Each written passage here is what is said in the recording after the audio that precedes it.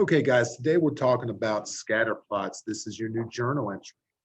First thing we want to do is go ahead and define what a scatter plot is. Let me go ahead and make this a little bit bigger for you. Scatter plots are graphs that use dots to represent two sets of data. And the two sets of data we call bivariate data. Bi meaning two, variate or variables for your X and your Y, okay? The next definition is correlation. Correlation is simply a fancy word for a relationship. So just remember that when you see correlation, it just means a relationship. Now, guys, there are so many different correlations or ways we can describe graphs or scatter plots. We can describe them as either linear or nonlinear. So go ahead and draw these two scatter plots right here. And as you notice, look at this, look at the relationship between the dots. It looks like the dots are starting to go up, but then turn around and go back down. These dots over here are simply going down. Now, of one of these would be considered a linear scatter plot. And if you guess the second one, you are correct. The second scatter plot is linear because it is actually looking like a straight line.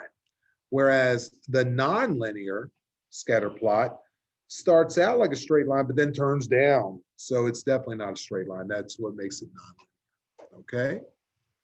There are also other ways to look at it, whether you're talking about now, if we're talking about linear ones, we can describe them as either positive or negative. And I believe you guys already know how to do this based on our slopes and how we identify our slopes.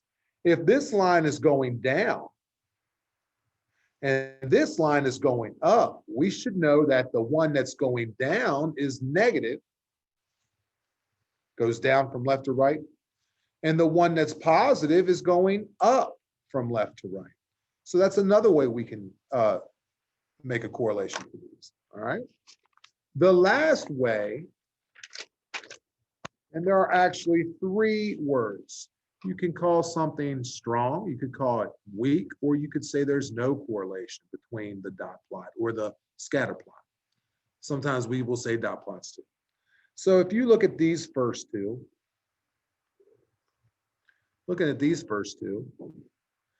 strong, weak, or no correlation. Remember, correlation means relationship. It could also mean pattern.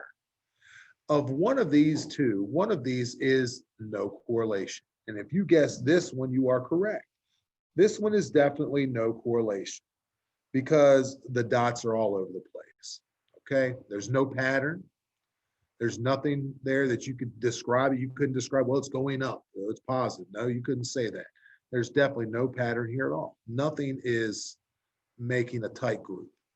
Now with this one, notice the dots are together fairly close, pretty doggone close to each other. We notice it's going down, so there's definitely a pattern. It's definitely a correlation. It's not no correlation. Now, is it strong or weak? Well, if the dots are close together like this, we would say that's a strong correlation because the dots are close together, okay? Now, let me show you an example of one that might not be so strong. Looking at this, draw this one. This is definitely not like this one up here. This one definitely is predictable. What's going on with it? Well, going from left to right, it's going down also, okay? But the dots are farther spread out than these. They're farther spread away from each other. They're not real close together. Well, when they're not too terribly close, or very close together at all like that, we say that it is a weak correlation, which means that the dots are not close, but there is a pattern, okay? Those are the three ways you can look at scatter plots and identify them and talk about their relationships. I hope you guys understood. We'll be talking about this more throughout the week. Have a great day.